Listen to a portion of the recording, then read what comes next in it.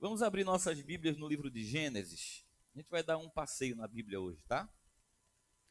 Gênesis capítulo 2.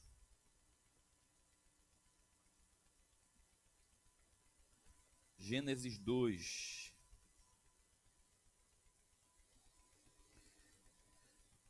A gente vai ler o versículo 16 e o 17. Vamos ficar em pé em referência à santa palavra do Senhor.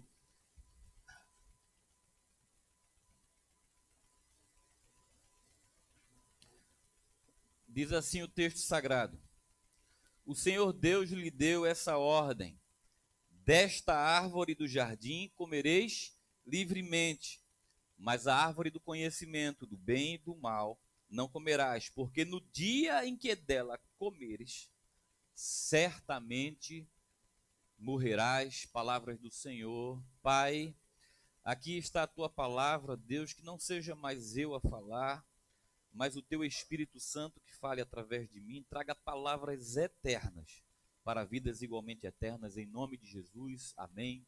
Podeis sentar. Te amo.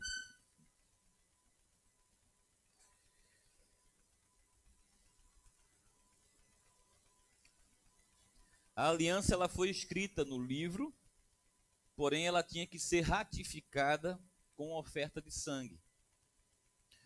O sangue não era derramado por aqueles que podiam ter transgredido a aliança, mas por animais que o substituíam. Tudo isso demonstrava que a verdadeira sanção ou penalidade da aliança foi verdadeira morte. Para que vocês entendam um pouco aqui, quando Deus ele faz o homem e coloca no jardim do Éden, a gente for olhar para uma visão moderna da situação, Deus ele preparou a sua casa e colocou os seus filhos lá. E dentro da casa de Deus existem leis. Na sua casa existe lei, sim ou não? Você não vai querer que qualquer pessoa entre na sua casa e faça o que quer lá dentro. Você tem sua lei. Então, às vezes, a gente quer entrar na casa dos outros e quer determinar o que vai ser feito. Você chega assim para a pessoa e compra uma Coca-Cola bem gostosa e bota na geladeira e diz: a Coca-Cola é minha. Quando você chegar do trabalho, quer abrir e tomar tua Coca-Cola. Você não vai gostar. Né? Tem coisas na nossa casa que a gente não quer que ninguém se intrometa. Né? Imagine você chegar na sua casa e botar lá dentro um pichador. O cara gosta de pichar, ele gosta. Aí ele vai pichar a tua sala, vai pichar teu teto. E você vai dizer assim: peraí, meu irmão, tu estás na minha casa, estás pichando a minha casa. Ou imagine um cara fumando um baseado dentro da sua casa, sentado no seu sofá. E você dizer: não, aqui na minha casa não, quem manda aqui sou eu vou fumar. Já aconteceu isso, viu? Foi uma vez, eu era jovem, eu tinha uns 23 anos, tinha um amigo meu que era maconheiro. Eu tinha muito amigo maconheiro, gente. Louvado seja Deus na minha vida.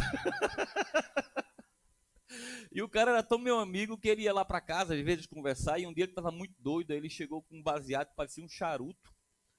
Ele pegou aquele troço gigante, sentou no sofá e acendeu e ficou fumando na sala lá.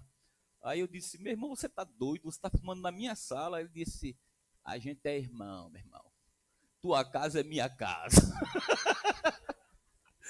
Eu digo: tá repreendido, Satanás, tu não é meu irmão, não. Então foi bronca para tirar ele de lá. Porque a gente quer ordem na nossa, não é verdade? E por que com Deus vai ser diferente?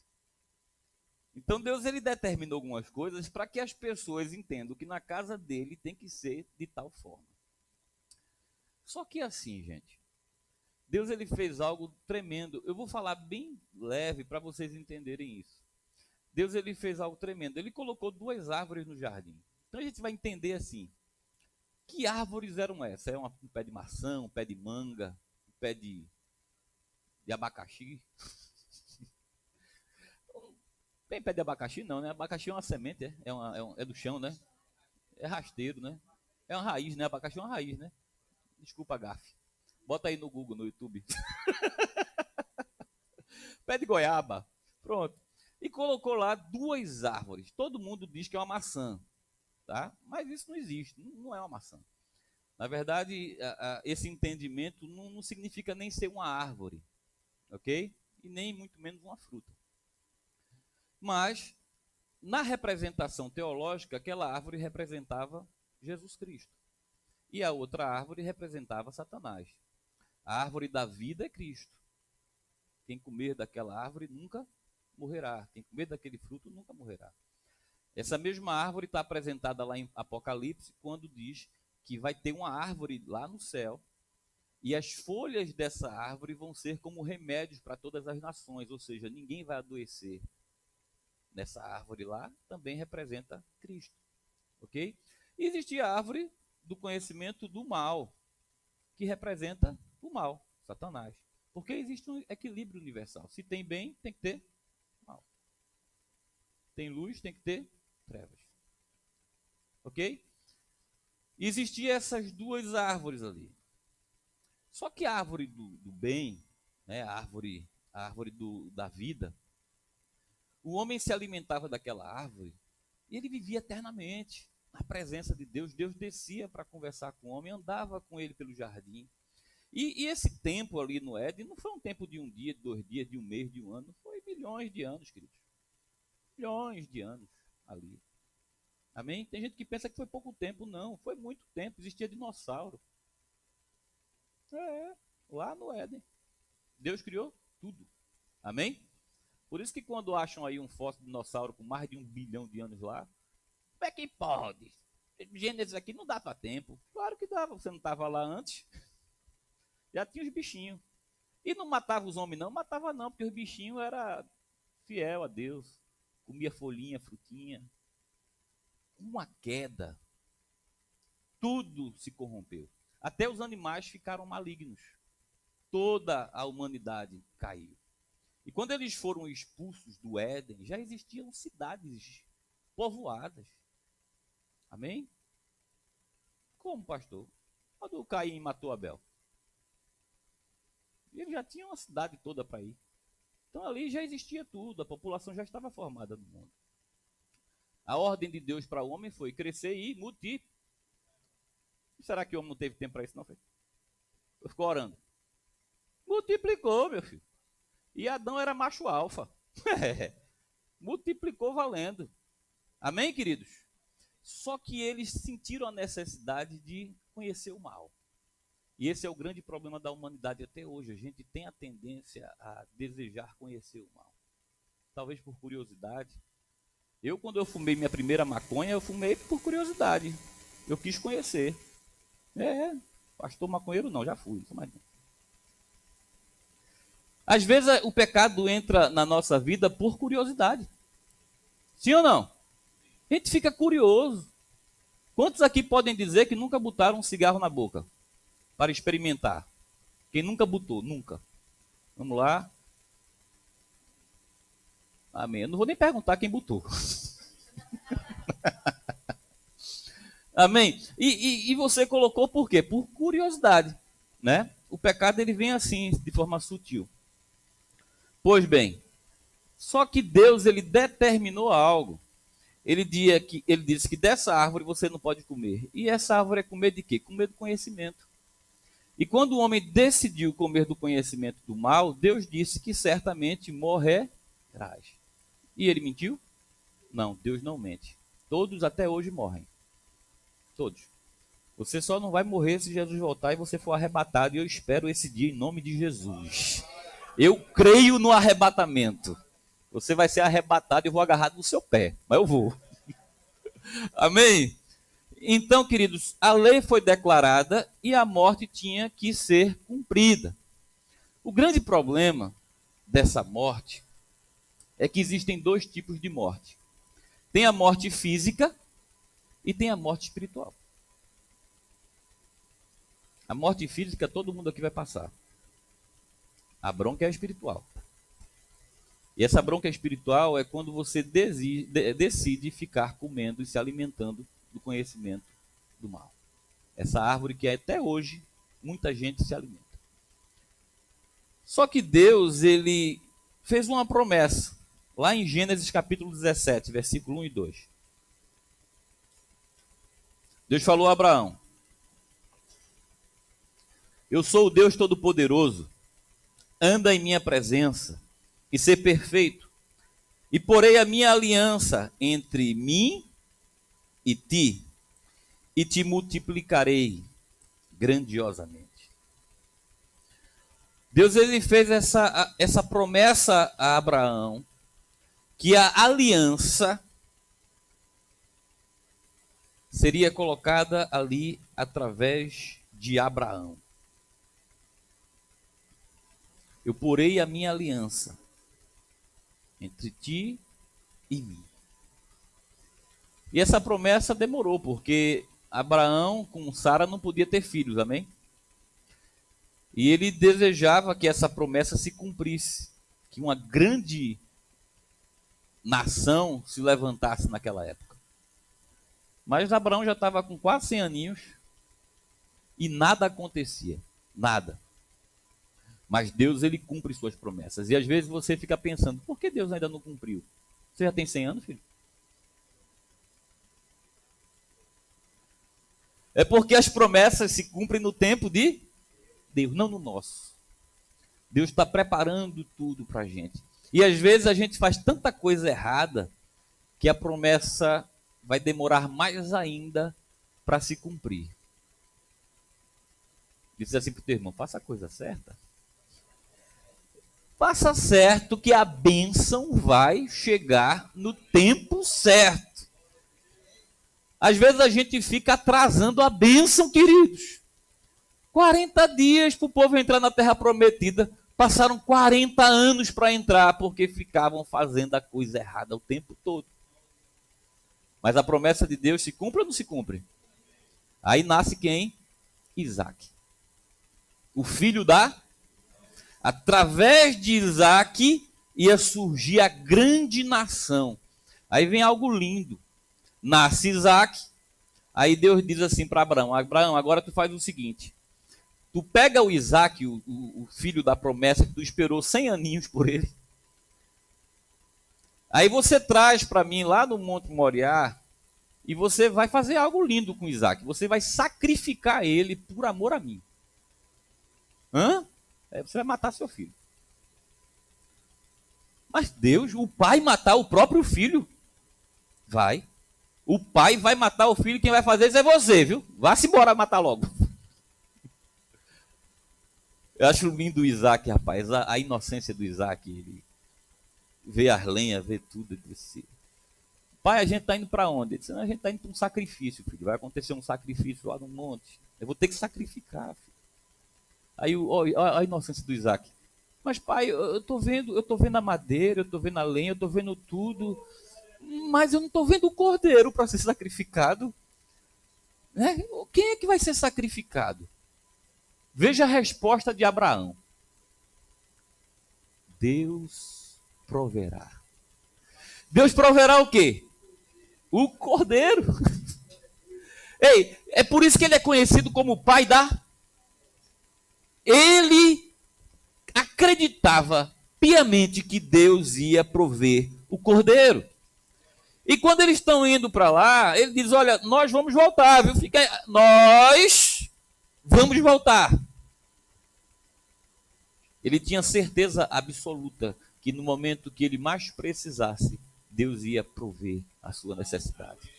Sabia? Ele tinha essa certeza no seu coração. E quando ele sobe lá, ele pega a sua faquinha linda, deita Isaac naquela pedra, e ele ia sacrificar o seu próprio filho. E quando ele vai fazer, o Senhor diz, Abraão, não faça isso, Abraão. Olha ali o cordeirinho. Já está ali providenciado para você. E naquele momento que Abraão ele pega aquele cordeiro e sacrifica, ali se cumpre uma profecia que Deus já tinha colocado lá no Gênesis, que existia uma substituição do sacrifício humano pelo cordeiro. Aquele cordeiro ali que foi sacrificado, ele foi a representação viva de Jesus Cristo. Eu fico imaginando, às vezes com as minhas teofanias, que aquele cordeiro era o próprio Cristo, representado. Jesus é o Cordeiro de Deus que tira o pecado do mundo.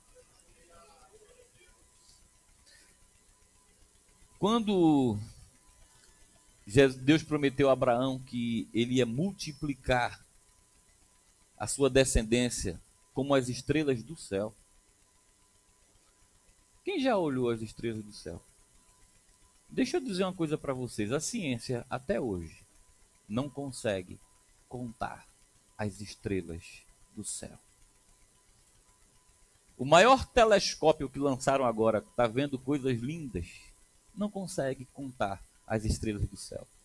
Uma coisa a ciência diz, que se juntar toda a areia, o grãozinho de areia que há em toda a praia, em todo o planeta Terra, não se compara à quantidade de estrelas no céu. Aleluia! Sabe o poder de Deus de criar um universo que não é infinito?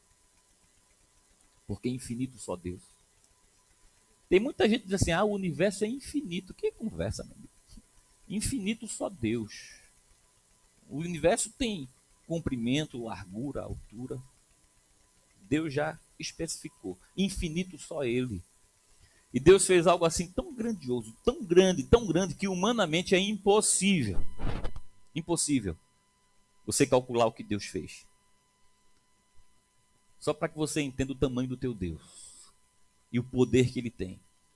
Já identificaram planetas hoje que cabe mais de 1000 planetas Terra dentro dele. Imagine você pegar 1000 planetas Terra e colocar dentro de um planeta. Onde é que você fica dentro disso aí? Você não chega a ser nenhuma poeira cósmica. Você não é nada em comparação ao universo. Você não é nada, você nem existe. Em outro planeta, da Lua, ninguém consegue nem te enxergar. Você não é nada. Mas Deus diz assim, eu vou morrer por você. Eu me coloco no seu lugar. Será que você é amado? Olha o amor desse Deus todo-poderoso que criou esse universo gigantesco. E quando eu falo de universo, eu estou falando de galáxias. Que existem bilhões de planetas dentro de cada galáxia. Nós estamos numa galáxia, num planetinha chamado Terra, que ele é nada em comparação aos outros. Olha que Deus poderoso. E a Bíblia diz que Deus chama todas pelo nome. Ele conhece o nome dos planetas. De todas as estrelas do céu, ele sabe como começou, como vai terminar. Olha o poder desse Deus. E ele decide se fazer cordeiro por você. E eu fico imaginando as promessas de Deus se cumprindo ao longo da Bíblia. Anos e anos, e tudo se cumprindo. Olha o que está escrito no livro de 2 Timóteo, capítulo 3, versículo 1 a 5.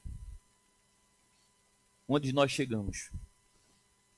2 Timóteo, capítulo 3, versículo de 1 a 5. Sabe, porém, isto, nos últimos dias sobrevirão tempos difíceis. Pois os homens serão egoístas. A primeira palavra de hoje com relação a dízimo.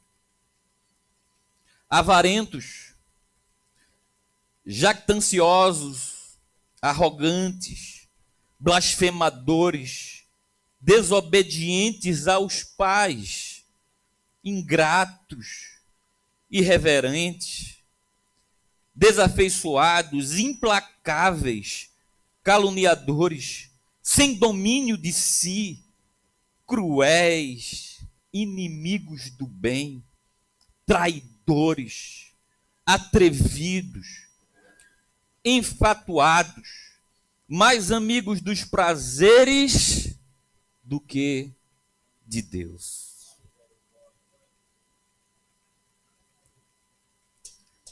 Deus está falando de uma geração que Ele está dizendo, eu vou morrer por vocês. Mesmo você sendo tudo isso aqui, eu te amo tanto que eu morro por você. Mesmo eu vendo quem você é, onde ninguém está vendo, eu vejo quem você é em oculto, eu sei os teus pensamentos, eu sei o que você faz, eu sei quem você é, mas eu amo você. Agora imagine o Deus Todo-Poderoso, o Criador do céu e da terra, que te ama. Cara, que amor é esse? Amar pecadores como nós. E aí a gente lê lá em Isaías capítulo 53, versículo 4 e 5. Vamos ler?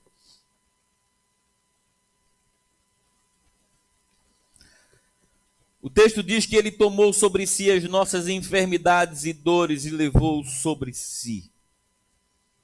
Ele foi transpassado pelas nossas transgressões e moído pela nossa iniquidade. E o castigo que nos traz a paz estava sobre ele, pelas suas pisaduras nós fomos sarados.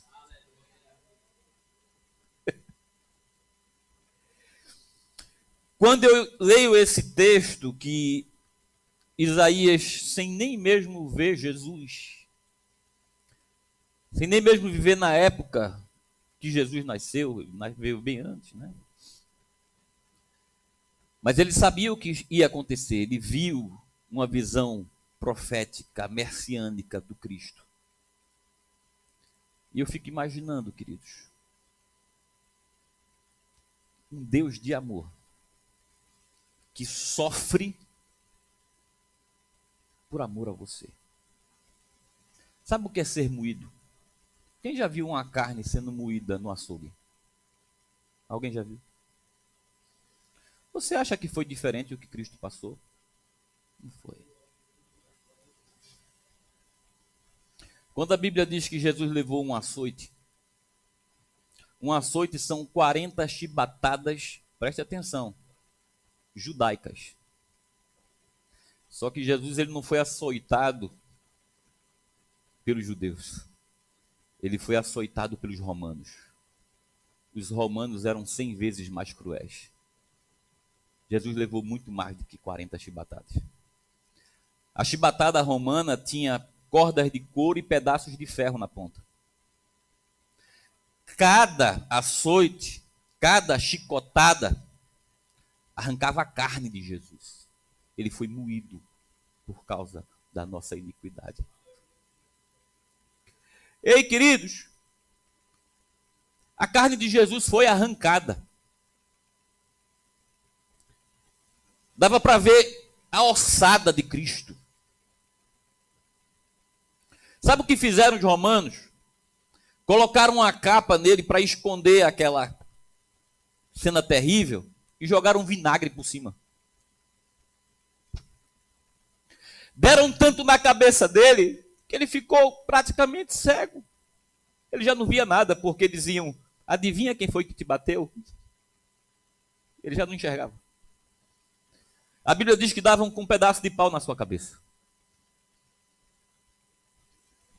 Como um cordeiro mudo, ele foi levado ao matadouro, sem falar nada.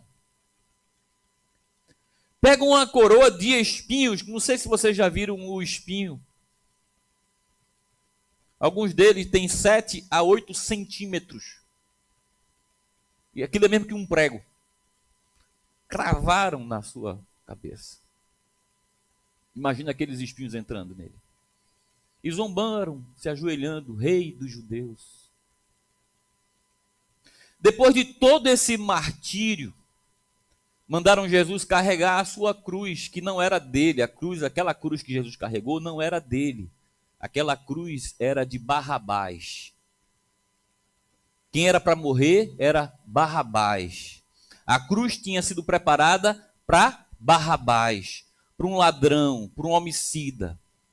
Aquela cruz era dele, aquela cruz era tua, aquela cruz era minha. Não era dele. Ele carregou uma cruz que não era dele. Era a tua cruz. Era a minha cruz.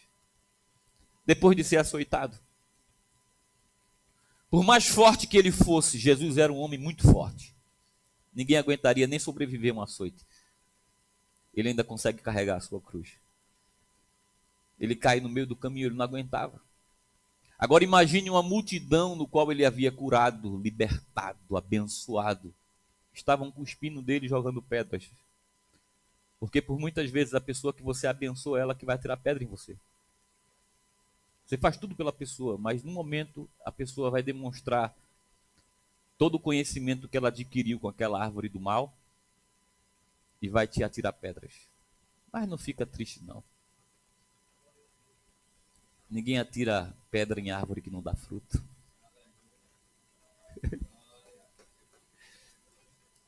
Quando Jesus ele chega no Calvário, colocam uma bucha que era de higiene pessoal, onde os soldados romanos se limpavam dentro do banheiro. Melam ali com vinagre. No momento que Jesus diz, eu tenho sede, eles colocam aquela bucha na boca de Jesus. A Bíblia diz que o céu se escurece. Eu imagino a ira do Pai. E nesse momento que estavam todos zombando, todos escarnecendo, Jesus totalmente machucado, com todas as dores que um homem não suportaria, ele diz, Pai, perdoa-os. Eles não sabem o que fazem. E eu fico olhando, às vezes, uma pessoa pisa no nosso pé, a gente odeia até a morte. Uma pessoa diz uma palavra que a gente não entendeu direito e a gente nunca mais quer falar com aquela pessoa. E Jesus diz, perdoa. Eles não sabem o que fazem. Esse é o Deus que se faz homem. Para cumprir a aliança. Eu te amo tanto que eu não vou permitir que você morra eternamente. Eu vou sofrer por você e vou pagar o castigo da lei. Pela primeira vez na história, a gente vê um homem entrando no céu. Quando Jesus ele entrega o seu espírito, a Bíblia diz que o véu ele é rasgado de cima para baixo. Não sei se vocês sabem, o véu é o que separava o homem comum, como nós, de Deus. Existia um véu, era como se aqui tivesse um manto e você não poderia se aproximar de Deus. Aquele véu ele é rasgado de cima para baixo, representando que alguém de cima rasgou. E dizendo assim ao mundo, a partir de hoje, você tem livre acesso a mim.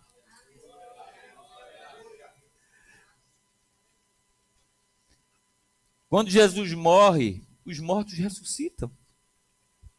Há um alvoroço ali em Jerusalém. Imagina isso. A Bíblia diz que Jesus desce ao inferno e toma a chave de Satanás. Ou seja, o diabo não tem mais poder sobre a tua vida. Então para com essa história de dizer assim, o diabo está fazendo isso comigo. Não está nada. Ele não tem poder para tocar em você. Ele não tem poder para tocar em você. Todo o poder agora é do Senhor Jesus. Todo o poder me foi dado no céu e na terra. Olha que coisa linda, quando Jesus vai ser tentado por Satanás, Satanás diz para Jesus, está vendo todos os reinos e tudo que nele há, me foi dado, é meu, e darei a quem de joelho me adorar. Aí Jesus agora diz, todo o poder me foi dado. Ninguém toca mais em você, sem que Deus permita. Você é o menino e a menina dos olhos de Jesus, protegido por eles. Ele é o seu advogado fiel, o seu amor, que morre por você. Esse é Jesus. Olha que coisa linda tem aqui nesse texto. Eu fico emocionado quando eu falo de Jesus, queridos.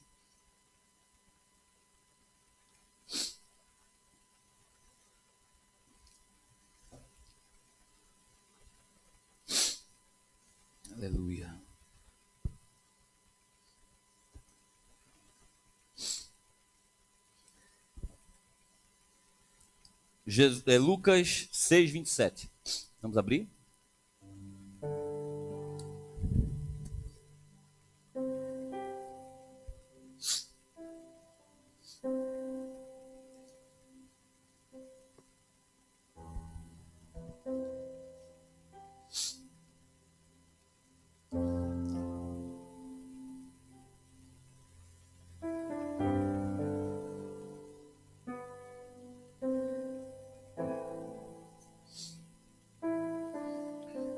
Até o momento a gente está falando aqui sobre perdão.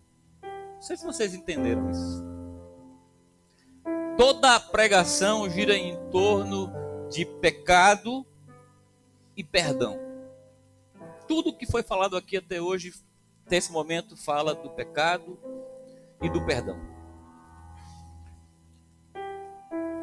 Quando os discípulos de Jesus estão perto dele e começam a questioná-lo com relação ao perdão, ele diz assim: Senhor, quantas vezes nós temos que perdoar?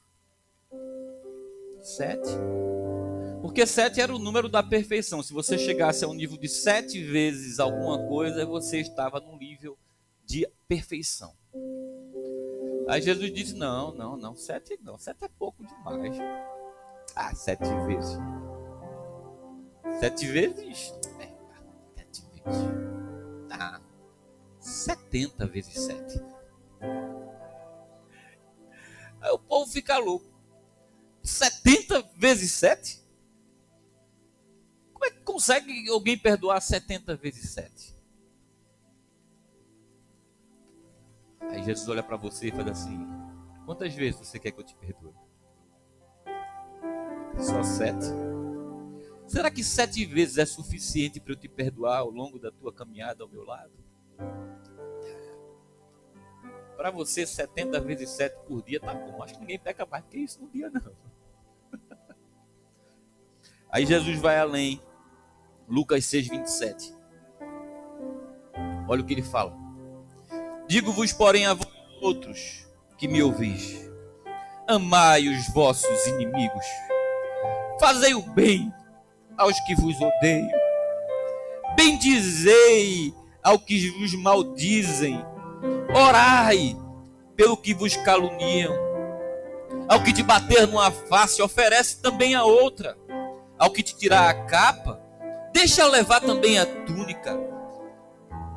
Dá tudo o que te pede, e se alguém levar o que é teu, não entres em demanda. Como quereis que os homens vos façam, assim fazei-vos também a eles. Jesus começa a ensinar o homem a ser parecido com ele. Ele está dizendo assim para as pessoas: ei, você é cristão porque você se parece comigo e eu sou assim. Eu perdoo todos os dias você, eu amo você, eu morro por você, faça o mesmo. Perdoe, oferece a outra face. Se alguém mandar tu ir 1 milha, vai com ele 2. Se alguém te pedir a túnica, te levar a túnica, dá também a capa. Sabe que referência é esse texto? Porque naquela época, o soldado romano, ele quando ia atravessar o deserto, ele podia pegar qualquer pessoa e dizer assim: aí, você vai atravessar o deserto comigo. E aquela pessoa era obrigada a andar até 1 milha. Era lei. Se ele não andasse 1 milha, ele era preso. Então Jesus disse: ó, se alguém te obrigar a andar 1 milha, vai com ele 2. Que não seja pela obrigação, vai pelo amor. Ei, se alguém te for duro e te bater na tua face, ele não está falando aqui só de porrada não, é ingratidão mesmo. Tem gente que é ingrato, queridos. É ingrato, você dá tudo para a pessoa e a pessoa não é grata. Se bateu na tua face, oferece a ele a outra. Não desiste dessa pessoa. Não desiste de amar. Ama, continua amando. Oferece a outra face.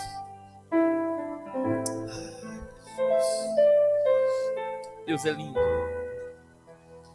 E aí a gente vê, depois disso tudo que está escrito lá no Salmos 24, versículo 7. Isso é lindo demais. Olha só, outra visão messiânica. Salmo 24.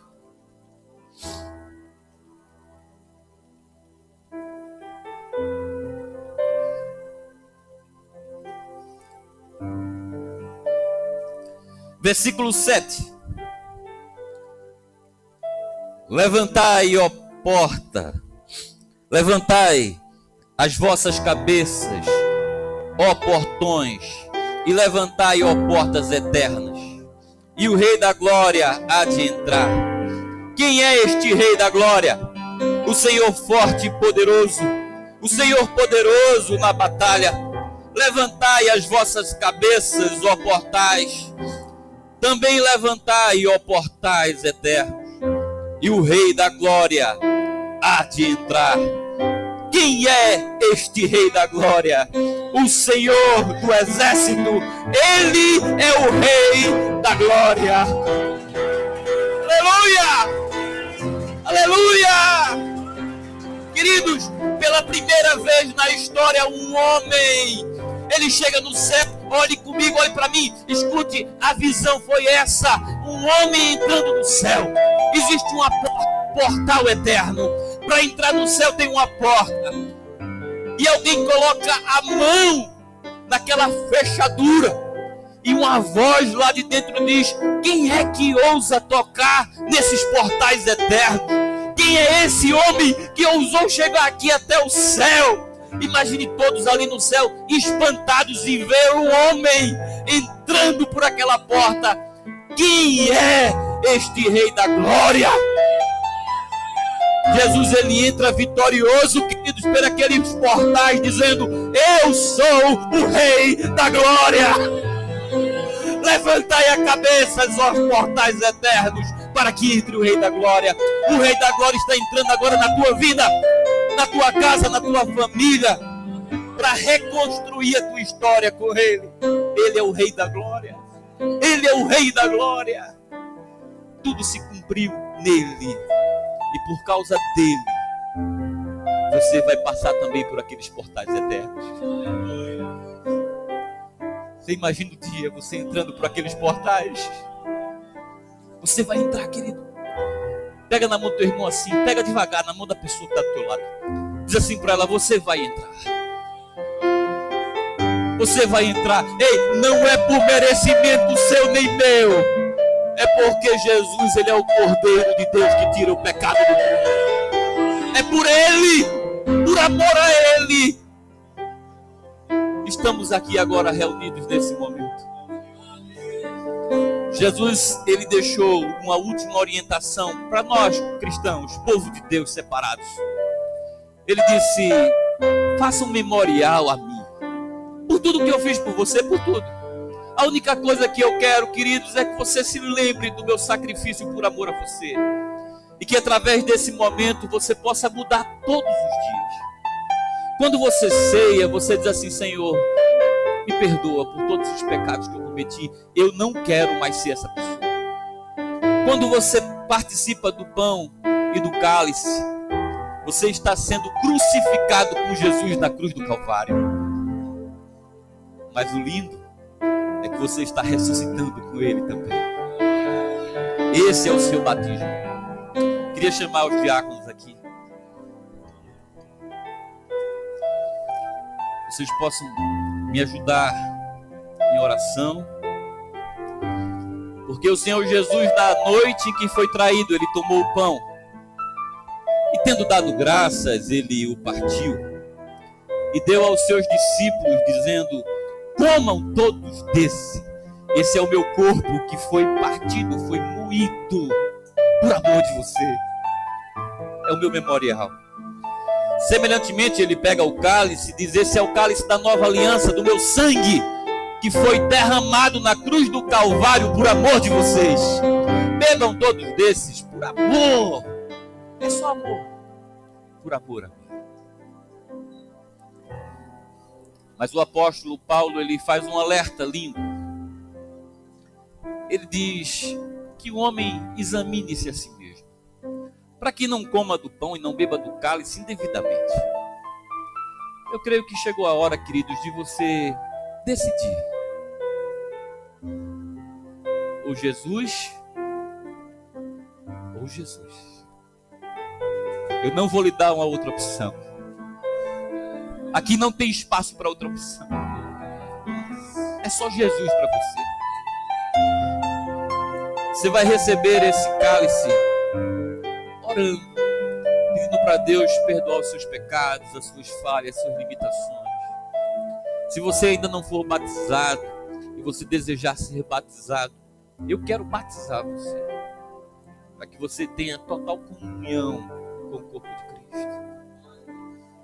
Jesus disse: aquele que crê e for batizado será salvo. Quem não crê já está condenado. Ele não está falando de você, eu creio nisso.